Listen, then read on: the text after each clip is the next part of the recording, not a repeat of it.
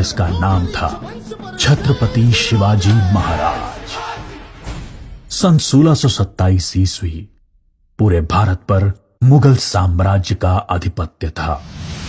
उत्तर में शाहजहां तो बीजापुर में सुल्तान मोहम्मद आदिल शाह और गोलकोंडा में सुल्तान अब्दुल्ला कुतुब शाह। डेक्कन के सुल्तान सेना के लिए हमेशा मुस्लिम अफसरों को ही प्राथमिकता देते थे। बंदरगाहों पर पुर्तगालियों का कब्जा था और थल मार्ग पर मुगलों का अधिकार। इसलिए उत्तरी अफ्रीका और मध्य एशिया से मुसलमान अधिकारियों को ला पाना मुमकिन नहीं था और डेक्कन के सुल्तानों को हिंदू अधिकारी नियुक्त करने पड़ते थे। आदिल शाह की सेना में एक मराठा सेनाध्यक्ष था, शाहजी भोसले। शाहजी सेना में उच्च पद पर आसीन था। सन 1630 में महाराष्ट्र में जुन्नर के समीप शिवनेरी के किले में उनके और जीजाबाई के यहां एक पुत्र का जन्म हुआ। स्थानीय देवी शिवाय के नाम पर पुत्र का नामकरण हुआ, जो आगे चलकर छत्रपति शिवाजी महाराज के नाम से विश्व विख्यात हुए। शिवाजी के पिता काफी समय घर से दूर रहे थे, इसलिए बचपन में उनकी देखरेख माता जीजाबाई और गुरु दादोजी कोंडेव ने की। दादोजी ने उन्हें युद्ध कौशल और नीति शास्त्र सिखाया, तो जीजा माता ने हिंदू धार्मिक कथाएं।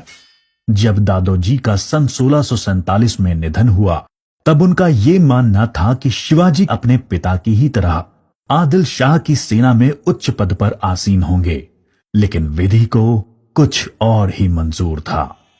सन 1646 के समय भारत में किसी हिंदू शासक का अपना स्वतंत्र राज्य स्थापित कर पाने के लिए इन 3 परिस्थितियों का पूरा होना जरूरी था।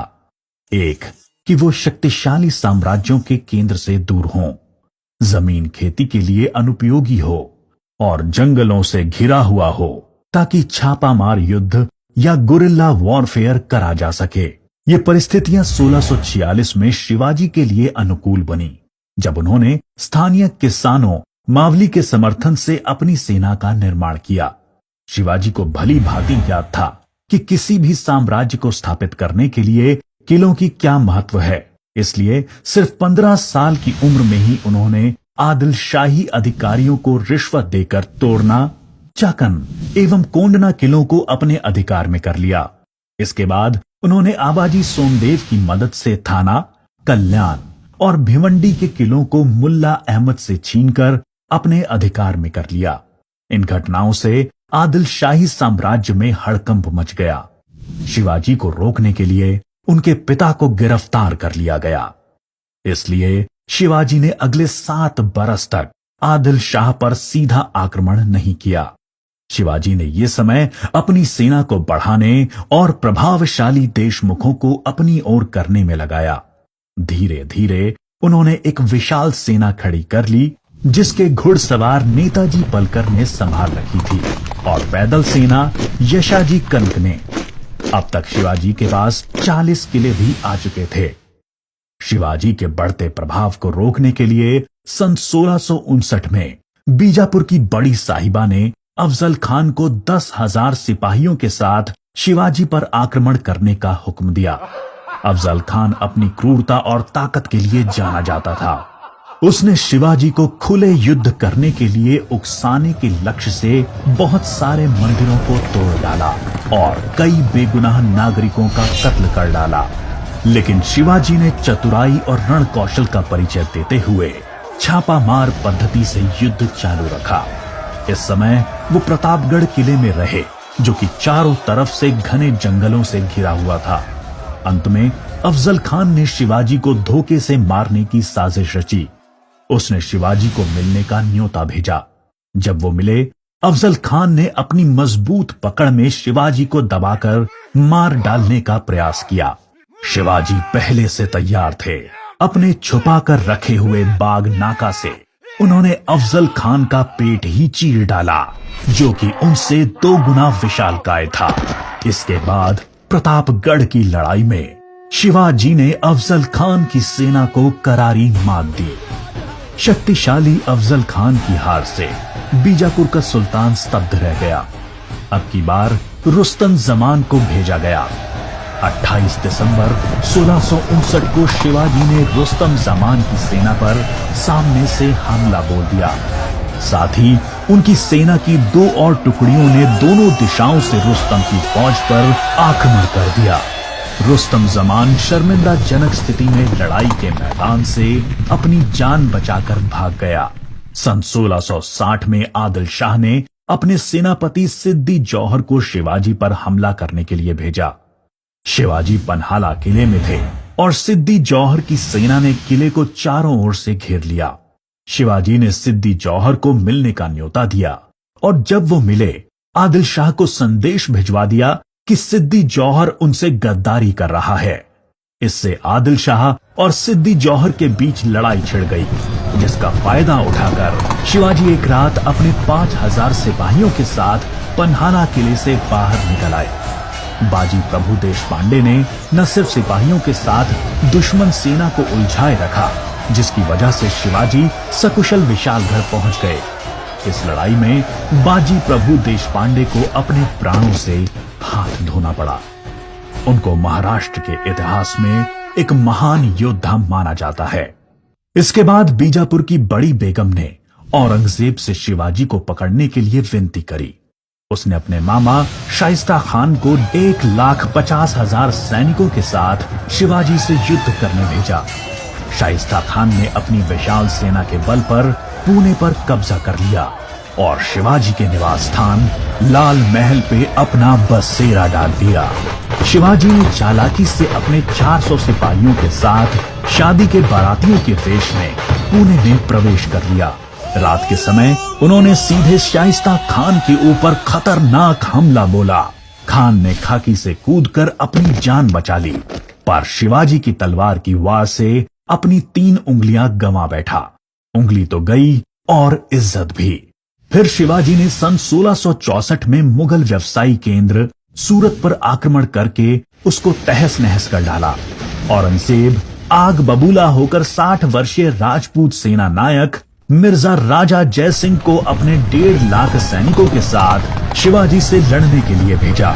इस युद्ध में शिवाजी की हार हुई और उन्हें अपने 23 किले और 4 लाख की मुद्रा हर्जाने के रूप में देनी पड़ी।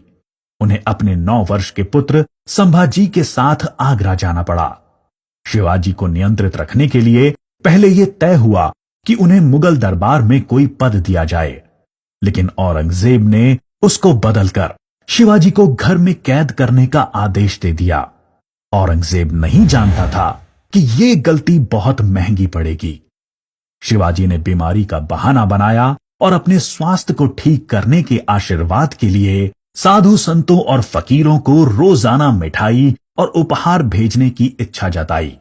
एक दिन वो खुद श्रमिक के भेष में सामान के डब्बे में संभाजी को छुपाकर बाहर निकल आए। वो मथुरा, काशी, गया, पुरी के बाद गोलकोंडा और बीजापुर होते हुए रायगढ़ पहुंच गए। 1670 तक शिवाजी ने कई लड़ाइयां लड़ते हुए 4 महीनों के भीतर अपने राज्य का बड़ा हिस्सा मुगलों से स्वतंत्र करा लिया। सन 1671 से 1674 तक औरंगजेब ने भरसक प्रयास किया शिवाजी को अपने अधीन करने का, लेकिन वो बुरी तरह से असफल हुआ। उसने अपने उत्तम योद्धाओं जैसे दाऊद खान और मोहब्बत खान को शिवाजी से लड़ने भेजा, लेकिन सबको मुंह की खानी पड़ी। इसके साथ ही सन 1672 में अली आदिल शाह की मृत्यु हो गई और बीजापुर सल्तनत की स्थिति में चला गया। आखिर वो दिन आया जब गगा भट्ट ने 6 जून 1664 को पूरे उत्सवनुमा वातावरण में हिंदू परंपराओं के साथ शिवाजी का राज्याभिषेक किया। वो मराठा के राजा बने और कई सदियों के अंतराल के बाद हिंदू रीतियों, तिलक, जनेऊ और वेदों के उच्चारण के बीच किसी राजा का राज्याभिषेक संपन्न हुआ।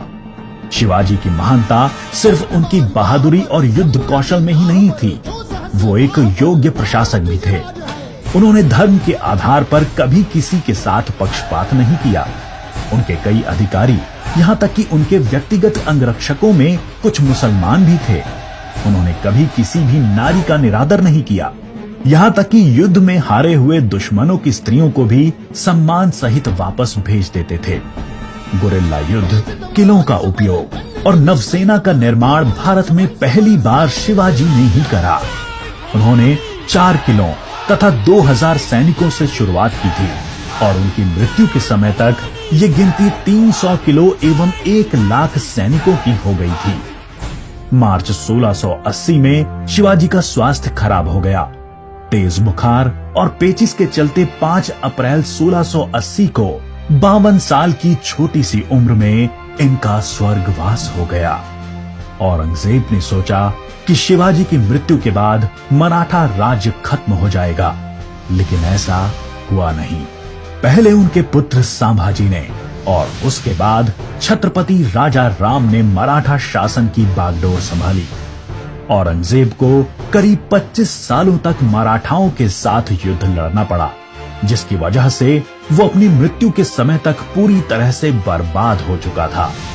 शिवाजी ने जो मराठा राज्य की नींव रखी, वो आगे चलकर कर्नाटक से लेकर अटॉक पाकिस्तान तक फैल गई। शिवाजी जैसे मनुष्य कभी मरते नहीं, लेकिन लोगों के हृदय में अपने महान कार्यों, साहस और बलिदानों की